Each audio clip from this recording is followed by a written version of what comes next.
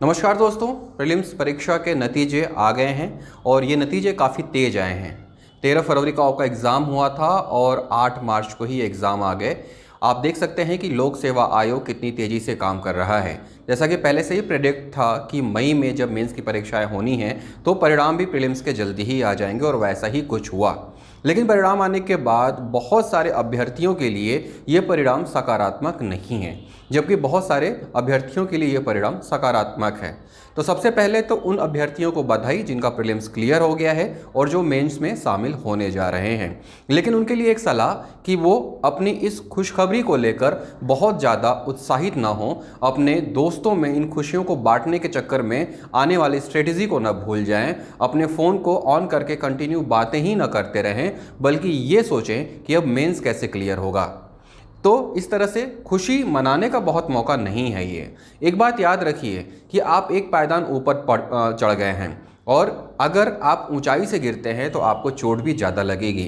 जो प्रीलिम्स में असफल हो गए हैं उन्हें थोड़ी देर बाद अपने दुख का एहसास कम हो जाएगा, लेकिन अगर आप मेंस के बाद असफल होते हैं और उसके बाद आप इंटरव्यू में पहुंच जाते हैं और वहां पीडीएफ में आपका फाइनल नाम नहीं होता है तो आपको कहीं ज़्यादा दुख होगा। इसलिए एक एक मिनट कीमती है, आप इसको व्यर्थ न गंवाइए बल्कि इसका सदुपयोग करिए। इसी तरह से उन लोगों के लिए एक मार्गदर्शन की तरह मैं कहना चाहूँगा जिनका इस बार प्रीलिम्स क्लियर नहीं हुआ है, वो दुख मनाने में या अपना फ़ोन बंद करके चुपचाप घर में बैठ जाने से अपना समय व्यर्थ न गंवाएं। वो चाहे तो 2 से 3 दिन का ब्रेक ले लें, कहीं घूम के आएँ या फिर वो सब काम करें जो उन्हें पसंद है। मूवी देखें, किताबें पढ़ें, टीवी देखें, लेकिन इस दुख से बहुत जल्द बाहर निकलने की कोशिश करें और फिर से पढ़ाई में जुट जाएँ। बहुत से ऐसे कैंडिडेट हैं जिनसे मेरी बातचीत हुई जिनका प्रीलिम्स पिछली बार नहीं निकला था और इस बार फिर से उनका प्रीलिम्स क्लियर नहीं हुआ है। तो उनसे बातचीत करने के बाद पता चला कि पिछली बार जब उनका प्रीलिम्स क्लियर नहीं हुआ था तो उन्होंने पढ़ाई छोड़ दी थी और दोबारा 3 से 4 महीने के बाद पढ़ाई शुरू की थी। देखिए दोस्तों, पढ़ाई एक ऐसी चीज़ है कि आप 2 दिन भी नहीं पढ़ते हैं तो आपका रिदम टूट जाता है और रिदम जब टूटता है तो फिर से आपको वापस ट्रैक पर लौटने में समय लगता है। तो ऐसे में आप ट्रैक पर लौटिए, चाहे आपका प्रीलिम्स क्लियर हुआ हो चाहे आपका प्रीलिम्स क्लियर नहीं हुआ है। पढ़ना तो आपको है ही, क्योंकि जो लक्ष्य आपने बना लिया है वो लक्ष्य आपको हर हाल में पाना है। अगर आपको ये लगता है कि मैं अपनी स्ट्रेटजी कैसे फॉलो करूं, कल जो है वो क्या करूंगा, तो जब भी आप रात को सोने जाइए तो सोने से पहले एक पेपर पे ये ज़रूर लिखिए कि कल आपको करना क्या है। आप में से बहुत सारे लोग हैं जो कहते हैं कि लक्ष्य से हम भटक जाते हैं, कॉन्सेंट्रेट नहीं कर पाते हैं। तो सबसे पहले तो जो भी आपको बनना है आप अपने स्टडी टेबल पे, अपने बेडरूम में वो चीज़ लिख कर कागज़ पर चिपका कर रखिए। अगर वो इमेज है तो उस इमेज को चिपका कर रखिए। अगर आपको डिप्टी कलेक्टर बनना है तो आपको लिख कर रखिए कि मुझे डिप्टी कलेक्टर बनना है, या फिर लिखिए आपका नाम और नीचे ब्रैकेट में डिप्टी कलेक्टर, ताकि आप खुद को फील कर सकें, महसूस कर सकें कि आखिरकार आप क्या बनने जा रहे हैं। और जब भी आप हतोत्साहित होंगे, आप डीमोटिवेट होंगे, आप इस एक इमेज को देखेंगे, आप इस एक नाम को देखेंगे जो आपने खुद से लिखा हुआ था, तो आपके अंदर फिर से वो मोटिवेशन, वो एनर्जी आ जाएगी और इस तरह से आपकी पढ़ाई फिर से शुरू हो जाएगी। अब देखिए, मेंस के लिए मात्र 2 महीने बचे हुए हैं, तो ऐसे में 10 से 12 घंटे से कम की पढ़ाई तो आपसे उम्मीद नहीं की जा सकती है।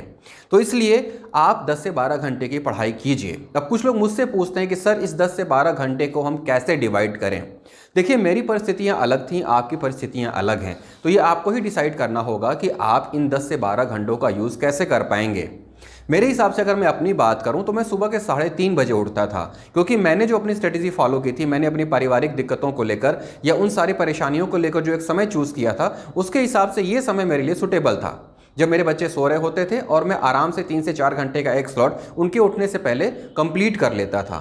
तो इसी तरह से देखिए कि आपके घर की क्या परेशानी है, आप किस समय अपने आप को वो समय दे पाएंगे जब किसी भी तरह का डिस्टर्बेंस नहीं होता है। तो वो एक डिस्टर्बेंस को जब आप दूर करेंगे तो आप खुद से अपनी स्ट्रेटजी फॉलो कर लेंगे और किसी भी तरह से ये जो मुकाम है वो हासिल करेंगे। एक फिक्स टाइम टेबल पर मत चलिएगा। ऐसा नहीं कि आपको 12 से 2 बजे तक पढ़ना है तो 12 से 2 ही पढ़ना है। अगर आपने ये डिसाइड किया है कि मुझे एक चैप्टर ख़त्म करना है और मुझे पूरे दिन में 12 घंटे पढ़ने हैं, तो वो टाइम कभी भी हो सकता है। लेकिन जब आप एक फिक्स टाइम के हिसाब से चलेंगे तो ऐसा लगेगा मानो किसी रोबोट में चाबी भर दी गई हो और वो रोबोट उसी टाइम के हिसाब से चल रहा है। लेकिन आखिरकार एक इंसान है आप, और आप देखेंगे कि 4 से 5 दिनों के बाद आप उस टाइम टेबल से बोर हो जाएंगे और आप खुद ही उस टाइम टेबल को फॉलो करने में यकीन नहीं करेंगे। इसलिए टारगेट सेट करके चलिए और उस टारगेट को पूरा करने की कोशिश करिए।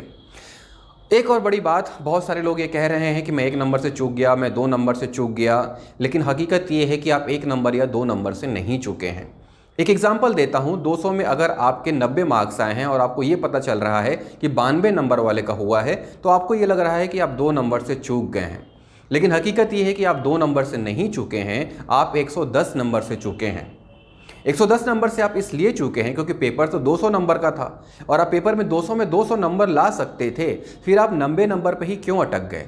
तो आप ये मत देखिए कि 92 नंबर जो पाया है उसका सिलेक्शन हो गया और मेरा 90 नंबर होने के बाद नहीं हुआ। आप ये देखिए कि आप 110 नंबर से पीछे रह गए हैं, आप 2 नंबर से नहीं रह गए हैं। तो ये जो 110 नंबर का मार्जिन है वो कैसे पूरा होगा, आपको उस 110 नंबर का मार्जिन जो है वो भरना है, उसकी तैयारी शुरू करनी है और उस हिसाब से फिर आपको पढ़ाई शुरू करनी है। पैटर्न पेपर का बदल चुका है, इसलिए स्टैटिक क्वेश्चंस पढ़ के अब आपको कोई फायदा नहीं होने वाला है। जो भी क्वेश्चन होगा उसके आगे पीछे ऊपर नीचे सब कुछ आपको देखना है और ये मैं लगातार शुरू से कहता आ रहा हूँ और बहुत सारे एस्पिरेंट्स को इसका फ़ायदा भी मिला है जो मुझे मैसेज और व्हाट्सएप के ज़रिए इस बात को बता रहे हैं कि इस स्ट्रेटजी को फॉलो करने के बाद उनका प्रीलिम्स क्लियर हो गया है। बहुत सारे बच्चे ऐसे हैं जिन्होंने फर्स्ट अटेम्प्ट में ही प्रीलिम्स क्लियर कर लिया है। तो इसी तरह से बेस बुक्स पढ़िए, आगे पीछे ऊपर नीचे सारे फैक्ट्स को जानिए। मैंने इसके पहले जो वीडियो बनाया था उसमें फ्लो चार्ट और डायग्राम बनाना भी बताया है कि कैसे आप किसी एक पर्टिकुलर फैक्ट के आगे 4 फैक्ट और लिख के उसको एक बढ़िया से मेमोराइज कर सकते हो और नोट्स बना सकते हैं। तो अब समय कम है, आप अपनी तैयारी में भिड़ जाइए। जिन लोगों का प्रीलिम्स क्लियर नहीं हुआ है उनको मेरी यही राय है कि वो मेंस और प्रीलिम्स को एक साथ लेकर चलें। प्रीलिम्स अलग नहीं होता, मेंस अलग नहीं होता, इंटरव्यू अलग नहीं होता। ये सारी चीज़ें शुरुआत से ही एक साथ चलती हैं। सबसे पहले आप अपने भीतर खुद को ऑफिसर बनाते हैं और उसके बाद जो आप अंदर से ऑफिसर बन चुके हैं उसको बस सरकारी मुहर लगाने के लिए किताबों में जूझते हैं। तो आप सबसे पहले अंदर से तैयार हो जाइए कि आप क्या हैं और उसके बाद आप किताबों से जूझना शुरू करिए। तो किताबों में गहराई तक उतरिए, उनके फैक्ट्स नोट करिए, आप सारी चीज़ों को देखिए और उसके बाद अपनी तैयारी शुरू करिए। शुरू से पढ़िए, नोट्स बनाते चलिए, तभी जाके आपको लास्ट में फ़ायदा होगा। लास्ट के समय में मार्केट में जो रेडीमेड बुक्स आती हैं उनको उठाकर अगर आप सोचेंगे कि आप प्रीलिम्स क्लियर करना चाहते हैं या क्लियर कर लेंगे तो ये आपकी गलतफहमी है। तो एक बार फिर से उन सभी कैंडिडेट्स को शुभकामनाएं जो मेंस देने जा रहे हैं, लेकिन एक चेतावनी भी कि अब आपकी राह और भी मुश्किल है। जो अभी असफल हुए हैं कुछ दिन बाद वो अपना दुख भूल जाएंगे और फिर से नई तैयारियों में जुड़ जाएंगे, लेकिन आपके पास 2 महीने का चैलेंज है। इन 2 महीनों में आप सब कुछ भूल जाइए, जो कुछ भी आप सोचते हैं। आपके दिमाग में सिर्फ एक बात रहनी चाहिए कि आप अपने लक्ष्य को हासिल करने जा रहे हैं और आपका लक्ष्य आपसे अब सिर्फ 2 महीने दूर है। तो अब ये आपके ऊपर है कि इन 2 महीनों को आप व्यर्थ गंवा देते हैं या इसका फुल यूटिलाइज करके अपने उस मंजिल तक पहुंचते हैं। ये जो 2 महीने हैं वो बहुत ज़्यादा आपके लिए इम्पॉर्टेंट हैं। मैं 10 से 12 घंटे की बात इसलिए कर रहा हूं क्योंकि 10 से 12 घंटे तक पढ़ने के लिए आपको कम से कम 18 घंटे की सेटिंग करनी होगी। तो इसका मतलब ये नहीं है कि आप अगर 18 घंटे पढ़ रहे हैं, जब 18 घंटे के आसपास सेटिंग करेंगे, 17 घंटे के आसपास सेटिंग करेंगे, तब कहीं जाकर आपका आउटपुट है वो 10 से 12 घंटे का आएगा। तो इसलिए अब आप अपने आप को पूरी तरह से क्वारंटाइन कर लीजिए, आप घर में रहिए, आप कहीं भी बाहर मत निकलिए और अपने आप को किताबों के अलावा किसी से भी कनेक्ट मत करिए। आप अपने आप को किताबों में जब झोंक देंगे, पूरे सिलेबस को छान मारेंगे, तो आपके लिए आगे की राह बहुत आसान हो जाएगी। और सबसे बड़ी बात कि अब आप डेली आंसर राइटिंग प्रैक्टिस शुरू कर दीजिए। और अभी तक अगर आपने मेंस की टेस्ट सीरीज ज्वाइन नहीं की है तो आप मेंस की टेस्ट सीरीज जरूर ज्वाइन कर लीजिए, भले ही चाहे वो कोई भी हो, आपको जो भी पसंद हो। और इसके अलावा उन कैंडिडेट से भी मैं आग्रह करूँगा जिनका प्रीलिम्स क्लियर नहीं हुआ है, अगर उन्होंने इसके पहले मेंस की पढ़ाई करी है तो वो भी इन 2 महीनों में मेंस की तैयारी भरपूर तरीके से करें और उसके बाद फिर से आप मेंस और प्रीलिम्स को एक साथ लेकर चलिए, क्योंकि इससे आपको ये पता चलेगा कि अभी जो पेपर आने वाला है मई में, उसका स्टैंडर्ड क्या था और आपने जो भी पढ़ाई करी है, अगर आपका प्रीलिम्स क्लियर हुआ होता तो क्या आप ये मेंस क्लियर कर पाते या नहीं। तो इन सारी बातों के साथ आप सभी को शुभकामनाएं। और एक बार फिर से असफल कोई नहीं हुआ है, बल्कि आप अपनी गलतियों से सीख लेने जा रहे हैं। आप अपनी गलतियों को सीखिए, आगे बढ़िए और जो आपका टारगेट है उसे अचीव करिए। उम्मीद करता हूं ये वीडियो आपको पसंद आएगा और आप डीमोटिवेट बिल्कुल भी मत होइए और मेरे साथ जुड़े रहिए। जो लोग अभी तक मेरा टेलीग्राम चैनल ज्वाइन नहीं किए हैं, नीचे डिस्क्रिप्शन बॉक्स में टेलीग्राम चैनल का लिंक जुड़ा हुआ है, आप वहां पे आके टेलीग्राम में मेरे साथ जुड़िए।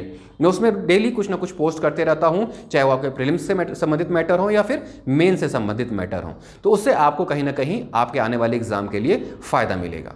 ठीक है, फिर से मिलेंगे। Thank you.